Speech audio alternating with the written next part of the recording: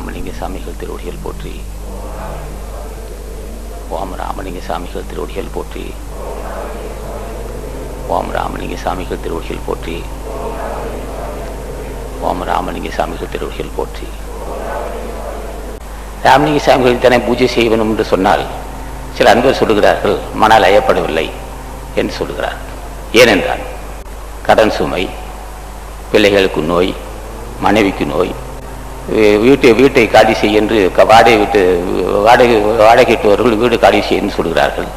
பல்வேறு பிரச்சனைகளை எங்களால் தாங்க முடியவில்லை, மணல் ஐயப்படவில்லை சொல்கிறார். என்ன காரணம்?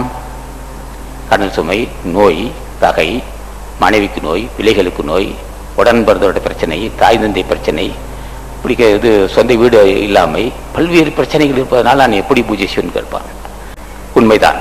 இப்போ துறையூரில் எடுத்து 1000க்கு ஒருவரோட மனாமதியோடு பூஜை செய்யவில்லை, முடியவில்லை. காரணம், பிரச்சனைகள் அவரால் தாங்க முடியவில்லை. இந்த பிரச்சனைக்கு என்ன காரணம்? பாவம் தான். நோயும் வறுமையும் பிரச்சனைகளும் தாங்க முடியாது இருப்பதற்கு பாவத்தின் காரணம். அந்த பாவத்தை நீக்குவதற்கு என்ன உபாயம்? பாவம்தான் மன அமைதி கெடுக்குது, பாவம்தான் பல்வேறு பிரச்சனை உண்டாக்குது, தாங்க முடியாத சுமைகள், மன உளைச்சல். உட்காந்து தியானம் செய்ய முடியவில்லை. இப்போ ராமலிங்க சாமி திருவடியை போற்றவும் முடியவில்லை. ராமலிங்க சாமிகள் எந்த நேரத்தில் அழைத்தாலும் அஞ்சேல் மகனி என்று சொல்லக்கூடிய கருணை அவர்கிட்ட உண்டு. அவரை அழைத்து அவருடைய திருவடியை பூஜிப்பதற்குரிய வாய்ப்பு இருந்தும் மன லயப்படவில்லை, மன சாந்தப்படவில்லை. அதுதான் நாம் என்ன செய்தோம்? திட்டம் வைத்தோம். மாதம் ஒருவருக்காவது அன்னதானம் செய்கின்றோம். மாதம் ஒருவருக்கு அன்னதானம் செய்யும் சொன்ன நோக்கமே, அன்னதானம் செய்ய செய்ய என்ன ஏற்படும்? முன் செய்த பாவங்கள் தீரும். பாவங்கள் தீர தீர கடன் சுமை தீரும். பாவங்கள் தீர தீர உடல் ஆரோக்கியம் உண்டாகும். பாவம் தீர தீர மன அமைதி உண்டாகும். ஆக அன்னதானம் செய்தால் அன்றி மன லயப்பட பக்தி வராது. அதான் அவையார் சொன்னார், தானமும் தவமும் சொன்னார். தவமும் தானம் என்று சொல்லாமல் தானமும் தவம் என்று சொன்னார். ஆக அன்னதானத்தை செய்ய தூண்டுவதே நூலாகும். ராமலிங்க சாமி பார்த்தார். ஒரு மனிதனுக்கு அடுத்ததுக்கு என்ன உபாயம்னு கேட்டார். முதல் அவன் பசியாற்றக்கூடிய எண்ணம் வர வேண்டும். ஏன் பசியாற்றக்கூடிய எண்ணம்? பணம் இருந்தும் ஏன் பசியாற்றக்கூடிய எண்ணம் வரவில்லை? லோபித்தனம் இருக்கு, பேராசை, பொறாமை, பல்வேறு பிரச்சனைகள், இது போன்ற கொனைக்கேடுகள் இருப்பதால் தான் அன்னதானம் செய்யக்கூடிய வாய்ப்பு இருந்தும், வசதி வாய்ப்புகள் இருந்தும் அன்னதானம் செய்ய முடியாமல் காரணம் அந்த பலகீனம், முன் செய்த பாவங்கள். செல்வம் சேருவதற்கும் புண்ணியம்தான், அது அன்னதானம் செய்வதற்குரிய அறிவு வேணும் அல்லவா? அதுக்கு ஆசை ராமலிங்க சாமிகள் ஆசி வேண்டும். அப்போ ராமலிங்க சாமி திருவடியை பூஜை செய்யும்போது செல்வமும் வேண்டும், அடியனுக்கு செல்வம் பெருக வேண்டும். அதே சமயத்தில் ஏழை மக்களுக்கு பசியாற்றக்கூடிய எண்ணமும் தர வேண்டும் என்று கேட்க வேண்டும். பசியாற்றக்கூடிய எண்ணம் இருந்தால் நிச்சயம் ராமலிங்க சாமி திருவடியை பூஜிப்பதற்குரிய ஒரு பக்குவம் வரும். அதனால இந்த சங்கத்தில் இந்த சார்பாக இந்த நூலை எல்லோரும் மனப்பாடம் செய்யும் என்பதற்காக வெளியிட்டு இருக்கிறோம். இப்போ நாங்கள் தியானம் செய்கிறோம். தினம் இப்போ நாங்கள் கிட்டத்தட்ட 30 ஆண்டுகள் இந்த ராமலிங்க சாமிகளையும் அகத்தீசனையும் பூஜை செய்து வரோம். என்ன கேட்டோம்? என்னையா வேணும்? தினமும் திருவடியை பூஜிப்பதற்குரிய வாய்ப்பு எனக்கு தர வேண்டும்னு கேட்டோம். பிறகு என்ன செய்தோம்? செல்வ அடியனுக்கு நான் வியாபாரம் செய்யும்போது என்னை நோய்க்கு வர விருந்தினருக்கு நான் சாப்பாடு போட்டிருக்கிறேன். தினமும் ஒரு 15-20 ஒரு 30-40 காக்காய்க்கு உணவு கொடுத்து அதான் சக்தி எனக்கு கிடைச்சிது. விருந்து ஓசைத்து இருக்கோம். ஒரு 2 இட்லி 4 இட்லி வாங்கி காக்கையை போட்டிருக்கோம். பக்கத்து ஒரு நாய் வந்துச்சு, அந்த நாய்க்கு தினம் 2 இட்லி வாங்கி போட்டோம்.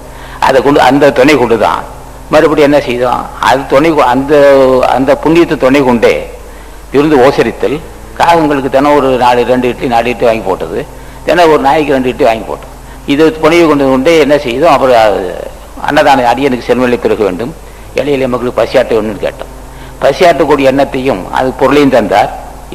அன்னதானம் செய்வதற்கு ஒரு வாய்ப்பும் தந்தார். அன்னதானம் செய்ய வாய்ப்பு வர வர என்னை நான் உணரக்கூடிய ஒரு வாய்ப்பை பெற்றேன். நிலை உயர்ந்தோம். வேறு எந்த வகையிலையும் நிலை உயர முடியவில்லை. நான் பக்தி செலுத்தி பார்த்தேன். பக்தி செலுத்தினால் ஒரு பக்குவம் தான் வந்ததை தவிர செல்வம் பெருகவில்லை. அன்னதானம் செய்ய செய்ய மென்மேலும் செல்வம் பெருக ஆரம்பித்தது. அது இந்த உண்மையை மக்கள் அறிய வேண்டும் என்பதற்காகத்தான். அப்போதான் அதுக்கு பிறகுதான் ஜீவகாருண்ய ஒழுக்கமே படிக்க நேர்ந்தது. எனக்கு ஜீவகாருண்யம் படிப்பதற்கு உரிய வாய்ப்பு ஆசை ராமலிங்க சாமிகளை எனக்கு அருள் செய்தார். ஆக ஜீவகாருண்ய ஒழுக்கத்தில் உள்ள ரகசியத்தை ஆராய்ந்து பார்க்கும்போது எந்த அளவுக்கு நீ பிற உயிர்களுக்கு பசியாற்றுகிறாயோ அந்த அளவுக்கு நிலை உயர்கிறாய். பசியாற்றக்கூடிய எண்ணத்தை அப்ப ராமலிங்க சாமி, பசியாற்றக்கூடிய எண்ணத்தை நீ தானே எனக்கு தரணும். பசியாற்றக்கூடிய எண்ணம் பொருள் இருக்கு, வாய்ப்பு இருக்கு, பசியாற்றக்கூடிய எண்ணம் நீ எனக்கு தர வேண்டும் கேட்ட. சில பேர் ஏழைகளுக்கு பசியாற்ற நினைக்கும் போது சில தடைகள் இருக்கும். மனைவி தடுப்பால், பிள்ளைகள் தடுப்பான். இளமை இருக்கும் போதே செய்தால் அதே சமயத்தில் இளமை இருக்கும்போது செய்தால், இளமை இருக்கும்போது முற்படும் போதும் பல பிரச்சனை இருக்கும். முதுமை வரும்போது செய்யவே முடியாது. முதுமைக்கு செய்யவே வாய்ப்பில்லை. கட்டில் கிடப்பவன் என்ன செய்வான்? கட்டில் கிடப்பான் அன்னதானே செய்ய செய்வோமா? ஆமாம், பெரிய தர்ம பிரபு இவர், நாங்களாம் இல்லையே பிள்ளைகள் இது அப்படி சொல்லி அதை தடுத்துருவான். மனைவி தடுப்பால், பிள்ளைகள் தடுத்துவான், அதுக்காக பொங்கல் தடுப்பான். ஆக இந்த தடையெல்லாம் உடைத்தெறியும்னு சொன்னால் இளமை இருக்கும்போது செய்து கொள்ள வேண்டும். இளமை இருக்கும்போது என்ன செய்கிறார்கள்? பிற்காலத்தில் பார்த்துக் கொள்ளலாம் என்று எண்ணி பொருளாதாரத்தை சேகரித்து இருப்பு வைத்துக் கொண்டால் பிற்காலத்தில் பார்த்துக்கொள்ளலாம் நினைக்கிறான். பிற்காலத்தில் என்ன வரும்னு ஈழ இருமல் தான் இருக்கும். நிரந்தரம் உப்பும் ஈழ இருமலும் பல்வேறு பிரச்சனை வந்துடும். நீ என்ன செய்தாலும் அதிலிருந்து விடுபட முடியாது. இளமை இருக்கும்போது செய்து கொண்டால், இளமை இருக்கும்போது அன்னதானம் செய்தால் என்ன இருப்பான்? மகன் ஒத்துழைப்பான். இளமை இருக்கும்போது அன்னதானம் செய்தால் மனைவி ஒத்துழைப்பால். இளமைக்கு அன்னதானம் செய்தால் உடல் ஆரோக்கியம் இருக்கும். இளமைக்கு அன்னதானம் செய்தால் நல்ல நட்பு இருக்கும். இளமை இருக்கும்போது அன்னதானம் செய்தால் சொந்த வீடு அமையும். இளமை இருக்கும் அன்னதானம் செய்தால் செல்வம் பெருகும். இளமை இருக்கும் அன்னதானம் செய்தால் மேற்கொண்டு காரியம் அத்தனை சித்திக்கணும். முதுமை வந்தப்ப என்ன செய்வாய்? முதுமை வந்த ஊசியும் மாத்திரையும் மருந்து நான் தேடிட்டு இருக்கணும், ஒன்றும் செய்ய முடியாது. ஆக இளமை இருக்கும் போதே அதான் சொன்னார், காலம் உள்ள போதே காலம் உள்ள போதே இது பின்பற்றவன்னு சொன்னார் அமளிசாமி. சில பேர் என்ன செய்வார்கள்? அதை பின்பற்ற மாட்டார்கள். நம்ம மனைவி மக்கள் என்று சொல்வார். யாரும் மனைவி மக்களை காப்பாற்ற கூடாது என்று யாரும் சொன்னதில்லை, யாரும் சொல்ல போவதில்லை. மனைவி இப்ப சில பேர் என்ன செய்வார்கள்?